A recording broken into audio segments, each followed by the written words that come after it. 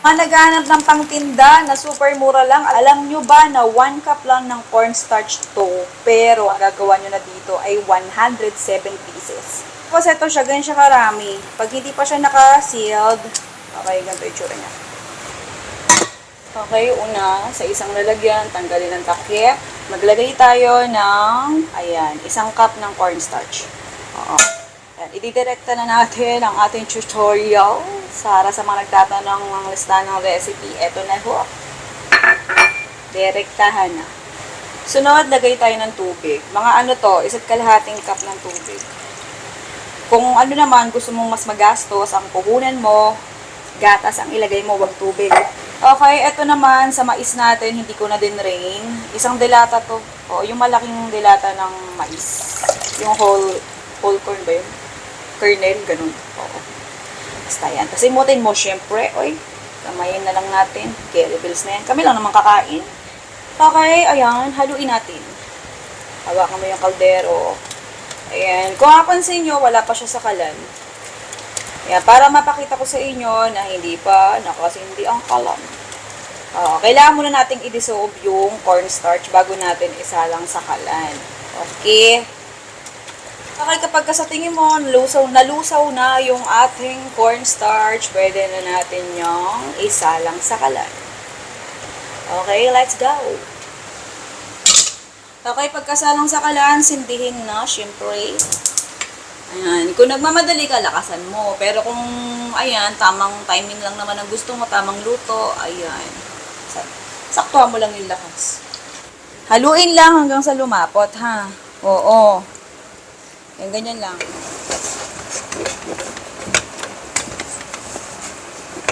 Kapag ganyan na kalapot, pwede mo nalagyan niya ng condensed milk. Kasi kaya tubig yung nilagay natin. Tapos ililate natin ilagay yung condensed.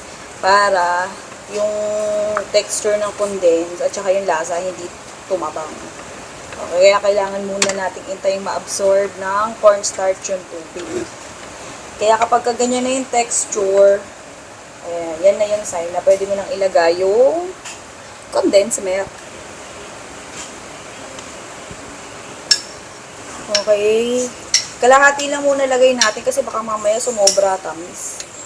Ayan. Tapos tikman na lang natin mamaya kung sakto na yung tamis. Pero pag sa inyo, pagka tingin nyo sa inyo, matabang pa, dagdagan nyo pa. 1 delata yun yung nakalagay doon. So, kalahati lang yung nilagay natin. So, ibig sabihin yan, kalahating dilata yung nilagay ko. Okay.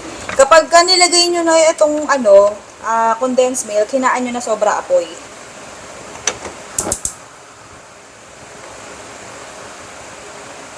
Pagka ganyan na texture, tingnan nyo yung ilalim. Ayan o. Ayan, tingnan nyo. Yung parang nasusunog na yung ilalim. Ayan. Ibig sabihin yan, pwede mo na siya ihango. Pero sabi ko sa inyo, tikman nyo muna ha. Pagka sa tingin nyo, pag tinikman nyo, lasang cornstarch na hilaw pa, yung powder, gano'n na lasa. Lutuin nyo pa. Pero kung sa tingin nyo, okay na, kasi ganyan na yung itsura sa ilalim, pasunog na, pero brown pa lang. Okay, pwede na ihango yan. Tapos, diretso salin agad sa lalagyan. Oo, kasi mabilis mo yan. Patay mo na yung kalan, baka sumabog ka. Sasalinan mo, mas maganda pahina mo ng mantika. Pero kung meron kang, ayan, coconut oil o kaya margarine, ay, nasa bagsakan. Ayan, pwede naman. Pinaipahit nyo. Pero sa akin kasi, wala yung mga binanggit ko, so magmantika tayo. Okay, kung napansin nyo, bumuhos yung mantika. Siyempre, tanggalin natin yung excess. Huwag yung gamitin. Tapos, isalin na natin siya. Isalin na natin ang maha.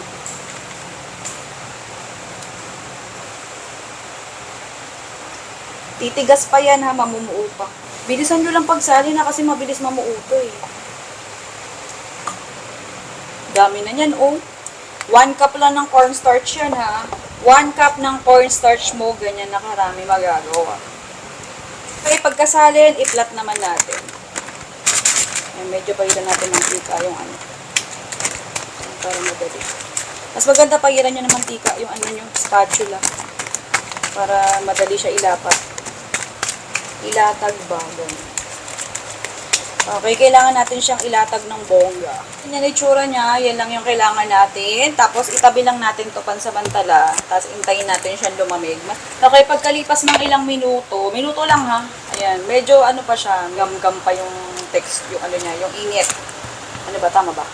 Yung temperature. Oo. Okay, pwede natin yung hiwain kasi ano na yan. Form na yan. Hulmang-hulma na. Okay. So, di ko na to nirep ha. Umaligam-gam pa ng texture. Hatiin na lang natin siya. Kahit anong klaseng panghiwa, pwede dyan. Magkutsilyo kung meron kong kutsilyo. Okay, tapos nakadepende rin sa'yo kung ganong laki yung hiwa na gagawin mo. Sa akin, ganito gusto ko. Okay, disclaimer lang ha. Hindi namin to binibenta ha. Okay. So, madalas yung mga recipe ko, nilalagyan ko ng costing para if ever na yung iba sa atin sa mga followers natin, subscribers natin ay gustong ibenta, ayan, nilalagyan ko minsan ng costing. Pero madalas may costing eh, may panahon lang nawala.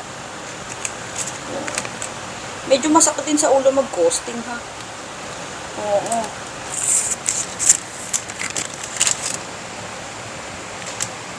So, hiwain. After natin hiwain, maraming servings to yung gantong size sa akin. Okay, lagyan naman natin siya ng pang-coating. Sa akin ang ginamit ko, Graham Crush. Kayo, pwede namang asukal lang. Kaya lang kasi, maligam-gam pa yung texture, nagmamadali na tayo. Kapag kayo nagmamadali, Graham Crush na lang lagay nyo para mag-dry siya. Kapag nilagay nyo kasi agad yung asukal, dito, samahan nyo, tapos maligam-gam pa ang texture niya, yung temperature niya ba, oo, magpapawis yan, magmo-moist. So, kapag Graham Crush ang gagamitin yung pang-coating, ma-absorb lang ng Graham Crush yung, yung wet niya, yung wetness niya, yung pagka-moist niya. So, hindi kayo mo problema.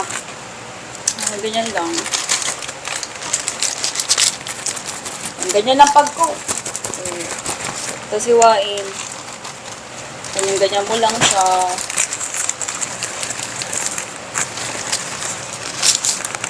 Wala ko gloves eh. Okay. Kung meron kang dyan, gloves sa inyo, gumamit ka ng gloves. Pero kung wala, maghugas ka ng kamay mo. Okay. Huwag kayo magkalala, malinis naman ang kamay ko. So, kahit lamutakin ko to, carry lang. At kami lang din naman ang kakain. Okay. Paalala lang, kapag nilamutak nyo siya, habang kino-coated, okay. Huwag kayo masyado manggigil kasi baka maduro. Maha kasi yan. Normal lang yun. Ganyan talaga maha. Kung mapapansin nyo, yung hiwa ko, hindi pare-parehas. Okay lang yan. Carry lang yan. Pero pag ititinda nyo, syempre, kailangan talaga pare-parehas, di ba, yung size. So, kayo na lang bahala pag kayo magtitinda. Sa akin, okay lang yan. Kami lang naman kakain ito eh. Good ang texture, oh. Fluffy. Maha pa ba yan?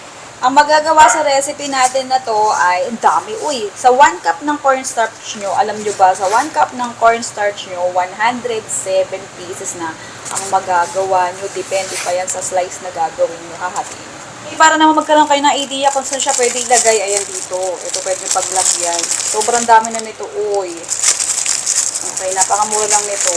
Nilalagyan na ganito. Ayan, makapal pa siya. So, sa isang gantong plastic, lagyan nyo siya kahit isa-isa lang. Sa isa lang, variables na. O, diba? Sakto na yan. Pasok mo sa loob. O, bongga, o. So, syempre, dahil naka-open, yung isang naka-sealed na to sa kabila, ha. Kasi to, naka-open. Ayan, gagamitan natin siya ng, sealer. Meron ng pang-cutter na kasama yan, o. Ayun, o. So, sa bunga yun yung sealer. Mainit yun, huwag hawakan, ha. Ito lang hawak. Ito lang didiinan nyo. Okay. Ganito lang siya. Simulan nyo siya dito. Kita nyo. Yan. Tapos hapakin nyo lang siya. Yan. Ganyan lang. Ganun ha. Tapos okay. Simulan na natin.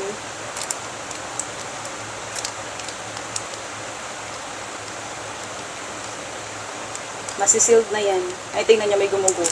Nakasealed na siya. Ganyan lang siya kadali. Okay, isa pa. Try natin isa pa. Pakita ko sa inyo. Okay, ibang kulay naman to. Sample ulit tayo ng isa pa. Ganyan lang ulit. Okay, maglagay tayo ng isa. Yung itsura.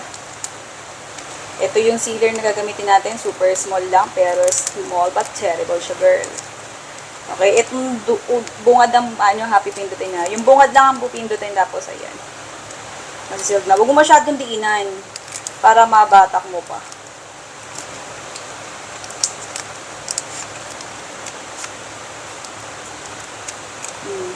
Sealed na siya agad. Diba? Napakadali. Sealed na. Hindi na malalaglag yan. Okay, ganun na kadali yan. Okay, sa shelf life naman, nasa 24 hours lang ang shelf life nito kasi maha to, ha? Okay, kailangan naka-chiller. Kung wala kayong rep, pwede na kayong gumamit ng mga styro chiller. Alam niyo yun, yung styro na bibili sa labas, yung mga square. Tapos lagyan nyo yun ng yelo sa loob, tsaka asin. Lagyan nyo ng asin yung yelo. Tapos, ito, ilagay nyo sa isa pang container para hindi mabasa. Okay? Ganun lang. Kung ibibenta nyo sa labas, para hindi mag-moist. Kasi ang nakakapanis sa maha pag nagmo-moist. Okay?